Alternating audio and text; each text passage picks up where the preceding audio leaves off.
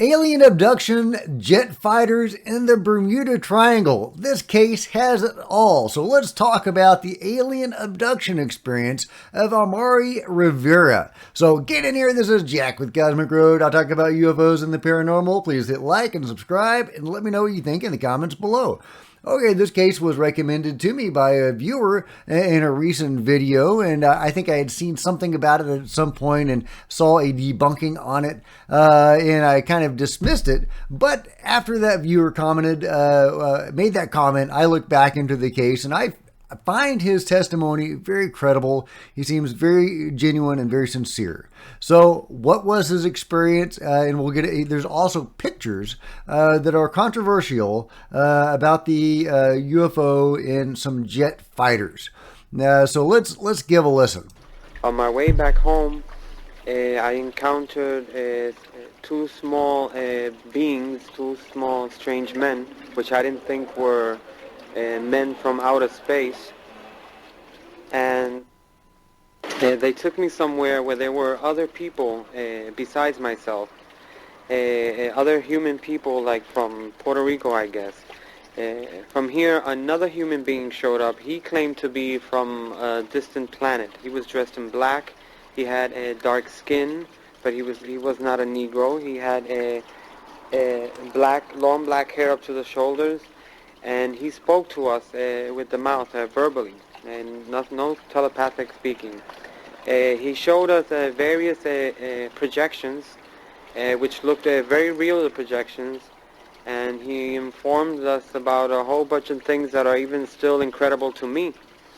Then they returned me to... What did this holographic projection show? The holographs were mainly, the first one that I can remember was like a short trip through space.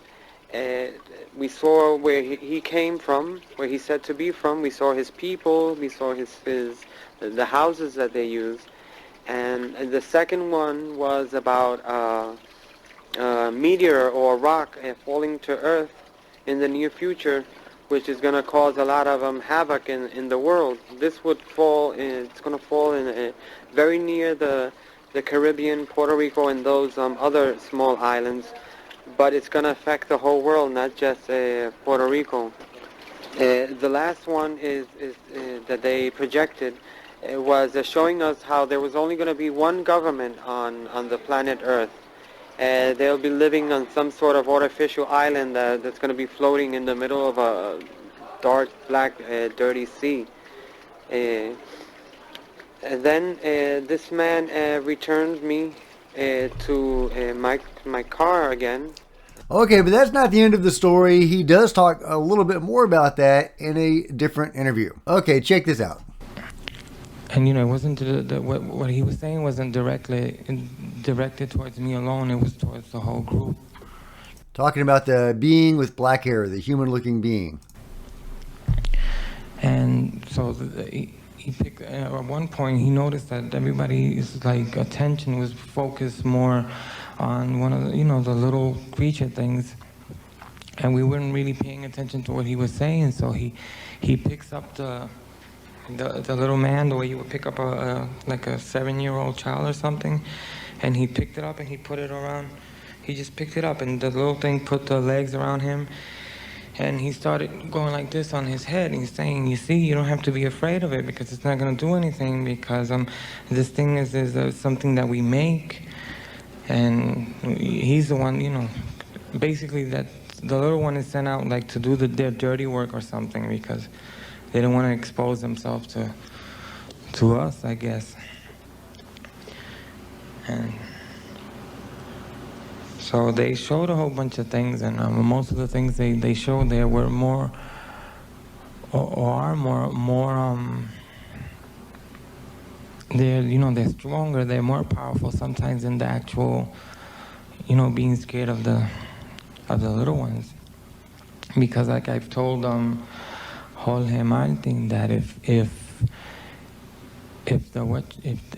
that man that spoke to us that day would approach me in a civil manner, because that was another thing I had to work with, was all the anger. I had a lot of anger because I felt like how could these people, no matter where people are from, whether it be a Russian, a French, or an American, nobody has the right to grab you and take you away somewhere where you don't want to.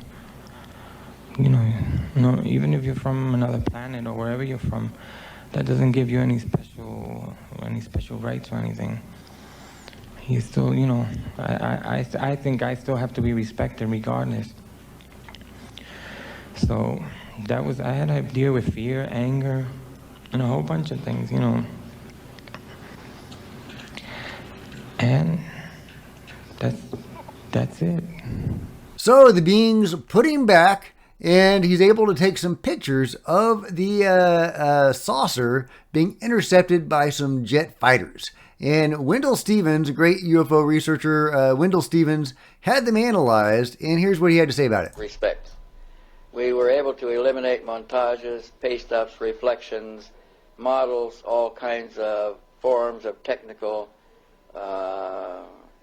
manipulation of photographs, and we had to conclude that the pictures were real and that they were exactly as described by the witness when he took the photographs.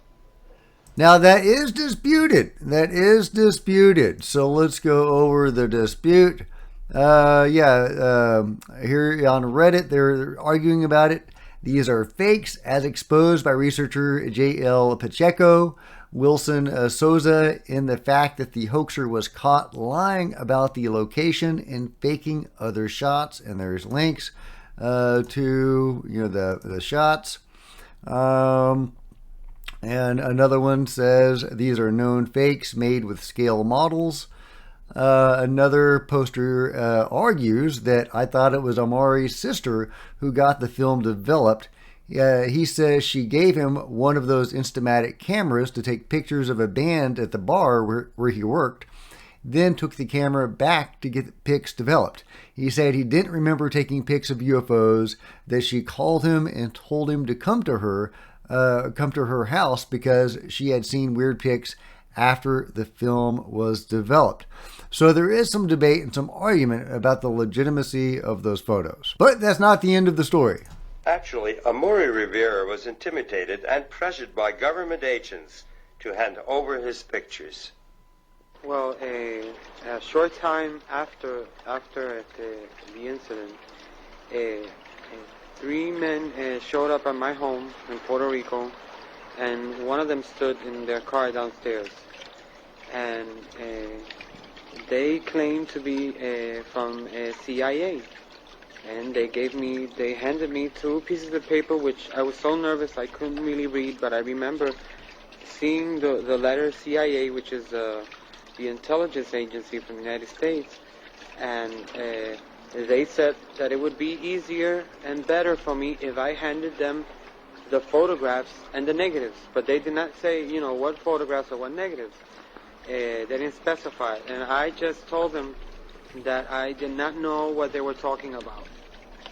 And they said it would be easier because we have an order to register your house, to look through your house. And I said, well, go ahead, be my guest and look. And they looked, but they couldn't find them because I had hid them very well.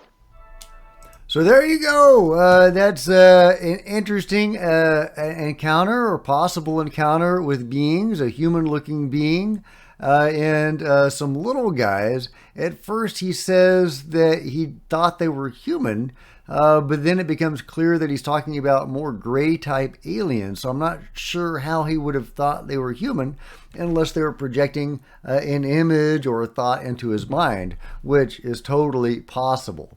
Now, it's interesting to note that Puerto Rico is, of course, one corner of the Bermuda Triangle. So is that related in any way? Obviously, the Bermuda Triangle is located just north of Brazil and all of South America, where a lot of stuff is going down. That's a hot spot. That is a hot spot of activity.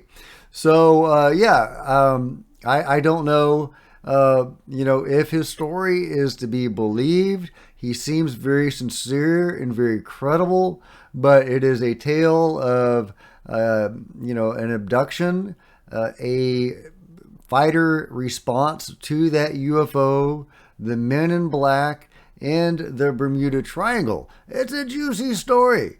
And the information that the beings gave him, obviously it did not pan out. They were, suggesting that a meteor was going to plummet into the ocean and cause a lot of devastation in the very near future. And this was, 88.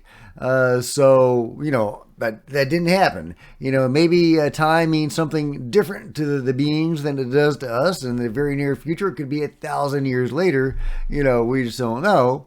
Were they giving him BS? The beings don't always tell the truth, as I've reported on many times. Unfortunately, life would be so much easier if you could just trust the beings.